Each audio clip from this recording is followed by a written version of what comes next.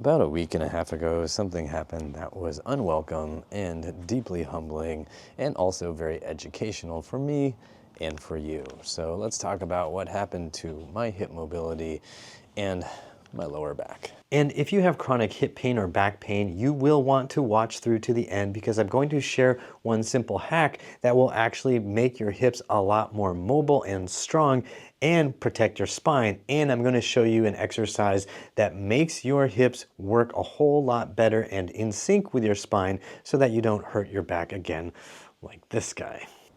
So I started noticing a peculiar phenomenon that I hadn't experienced in a number of years.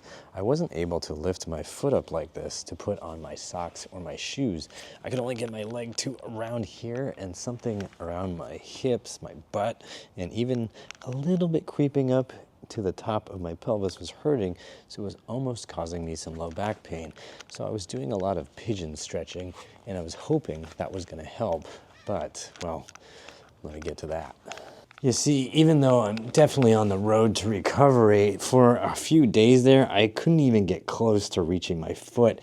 And I had to like awkwardly contort to achieve hip flexion, which is basically when the knee, this whole thigh bone, get closer to the chest.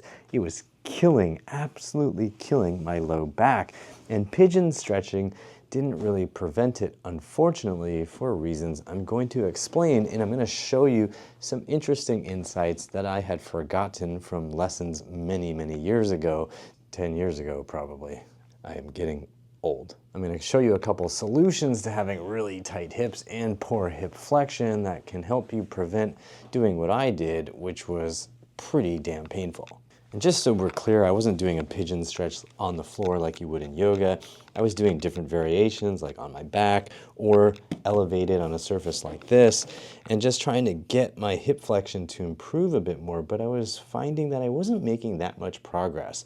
But I wasn't that worried about it. I was just sort of like, it'll be okay. I'm a generally strong, flexible person. It should be fine, until things really went south. My son was at a gymnastics class and I was working on some different cartwheel variations where you do some funny stuff with your legs or twist and kind of hop and move around, and all this requires your hip muscles to work correctly and for you to have decent control of your legs when they're flying around in the air. This was all going totally fine for about an hour, but then I kept going and suddenly my hips started to feel really stiff and locked up.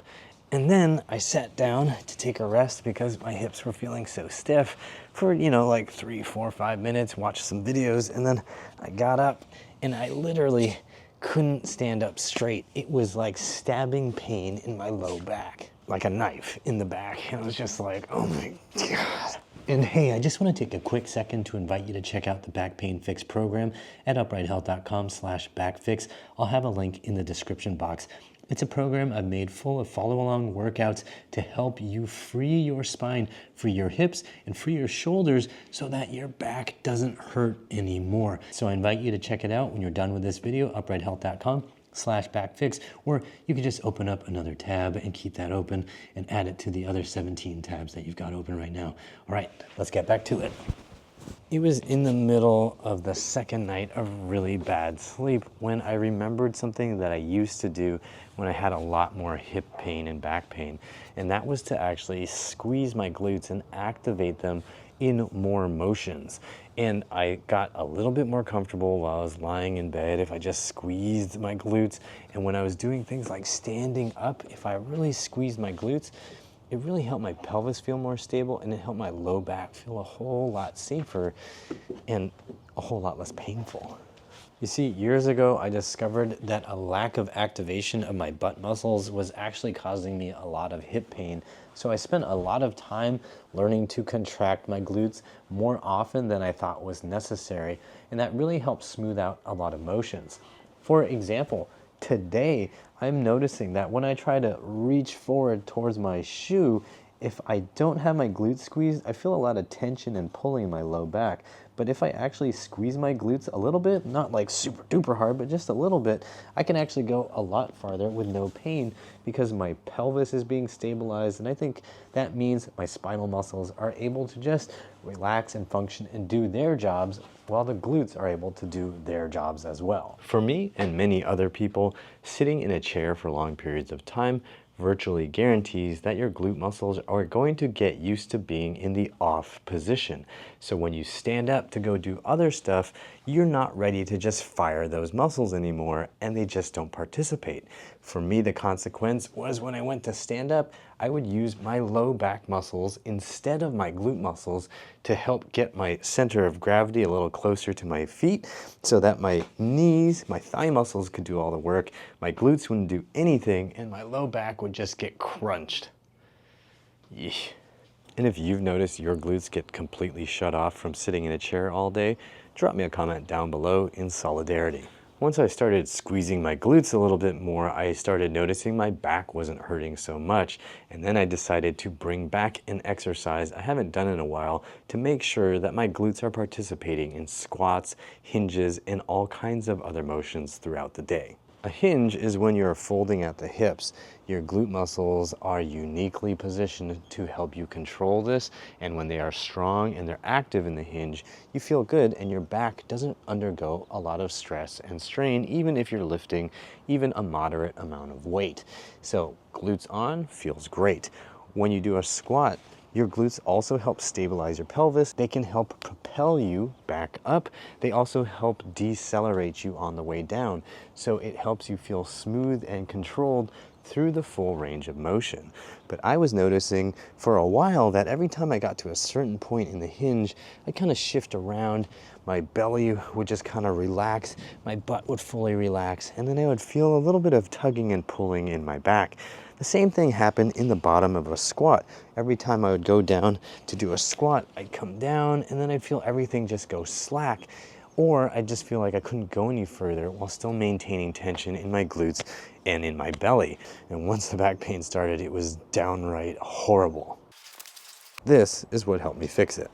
And hey, while we're talking about hip hinging and doing squats, if you want to get better at those skills and build strength to do them smoothly and without paining your hips, be sure to check out the Healthy Hips program at uprighthealth.com/HH. It's a comprehensive program that's great if you're a beginner, intermediate, or advanced trainer. So go check it out, uprighthealth.com/HH. Okay, let's get to the exercises, huh? So if you're trying to feel your glutes better, you can take some elastic bands and just throw them around a solid, steady anchor point. Then you want to put yourself into those bands so that they are wrapped right around the crease of your hips. So once you're standing here, you're going to feel your glutes engaged, because if they don't engage, you're just going to be pulled back into a fold, or you're just going to be pulled to the anchor point. So perfect. We've got the glutes engaged.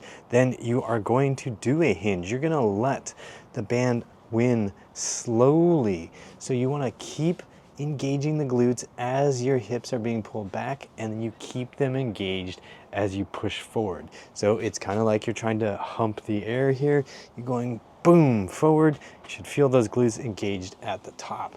Now, when you're doing this, don't go super fast when you're going back, because then you're just going to let your glutes basically relax completely. You might start using your low back a lot more, and that's not what we're trying to do. We're trying to feel these.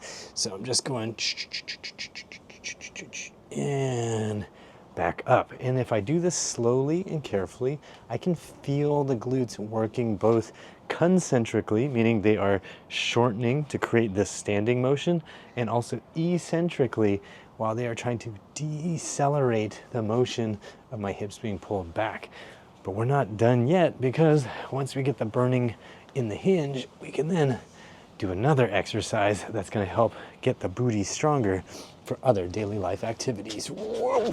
And this is what happens when you are not careful getting yourself out of these things. So another big problem that people often have is that the glutes won't engage when doing the squat. So we can throw that band on in exactly the same way we were doing it before, but instead of doing the hinge, we're going to do a squat with slow control. And here it's going to be helpful to have something in front of you in case your balance goes a little wonky, or you just know you can't go very far without feeling like your knees are going to explode. So hold on to something here and maintain that connection to your butt. You want to feel, you want to send that command, hey, glutes squeeze. At the top, again, it's going to be easy, but as you go down, you might find you want to just go slack and get pulled.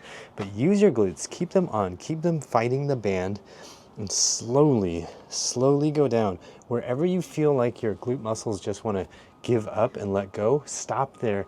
Squeeze the glutes. Make sure that you can activate them before you go any further. If you need to, just come right back up, because your legs and your butt might actually get tired as you are training this awkward position. Your glutes are probably super used to just letting go of all the tension at a certain point. So you want to train them, get them used to firing, and then come back up so that they get used to being worked, going down and up. And over time, you can go a little bit lower, make sure the glutes are still engaged, come back up, even lower, still engaged, and back up. Just remember that you want to always feel that connection. And another thing you can play around with is the actual position of your feet and knees.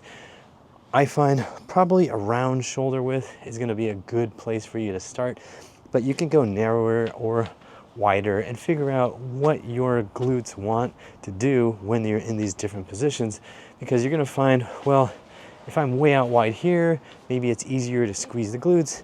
If I'm way in here, it's not so easy to squeeze the glutes.